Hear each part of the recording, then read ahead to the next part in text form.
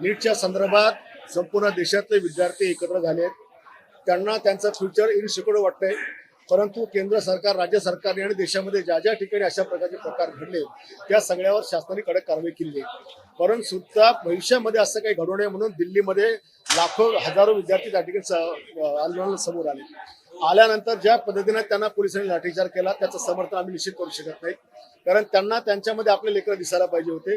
ज्या पद्धतीने त्यांच्यावर बंदुका रोखल्या गेल्या तेही चुकीचं आहे. परंतु या सगळ्या विद्यार्थ्यांच्या पाठीवर, खांद्यावर कोणीतरी मागून बंदूक ठेवून विद्यार्थ्यांना आंदोलन वेगळ्या दिशेने नेण्याचा प्रयत्न करून राहिलेले आहेत. याच्यामध्ये आपण पाहिलं की उभाटा पार्टी आहे, याच्यामध्ये उमर अब्दुल्ला जम्मू काश्मीरचे ते आलेत, अखिलेश यादव आपलं ह्या उत्तर प्रदेशचे माजी मुख्यमंत्री आलेत, आणखी राष्ट्रवादीच्या पार्टी याच्यामध्ये आलीत. आणि याच्यामुळे या विद्यार्थ्यांचा मूळ मुद्दा बाजूला सरून आता ह्या राजकीय पार्ट्या याच्यामध्ये संधी साधण्याचा परत करतायत. माझं स्पष्ट म्हणणं आहे की धर्मेंद्र प्रधान यांचा राजीनामा ज्या मागितला गेला, या सगळ्या प्रकरणामध्ये राज्याचे आमचे कृषी शिक्षण मंत्री किंवा देशातले शिक्षण मंत्री किंवा सगळ्या राज्यातले शिक्षण मंत्री याच्यापैकी एकही मंत्री या पेपर फुटीमध्ये त्याचा काही इन्व्हॉल्वमेंट असेल, त्याचा काही संबंध असेल किंवा त्याच्या नजीकच्या माणसांनी ह्या काही गोष्टी केल्या असतील किंवा त्याचं समर्थन याला असेल तर निश्चितपणे त्यांच्या राजीनाम्याची मागणी करणं ही रास्त आहे. परंतु कुठलाही संबंध नसताना अशा प्रकारची मागणी हे मला काही योग्य वाटत नाही.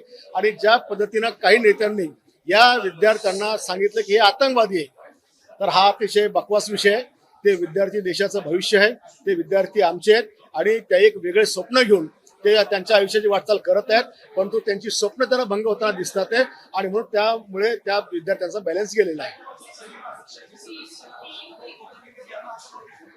मी बोललो ना की त्यांचं वैयक्तिक मत असेल, ते सदाभाऊ खोताचं पक्षाचं मत नसेल, परंतु ते आमच्या देशाचं भविष्य आहे, ते आतंकवादी असू शकत नाही.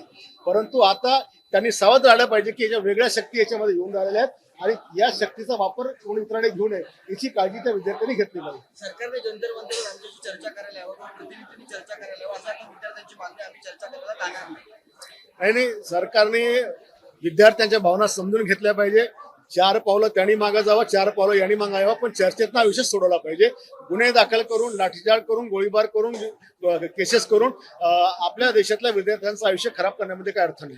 Thank you sir. Thank you sir.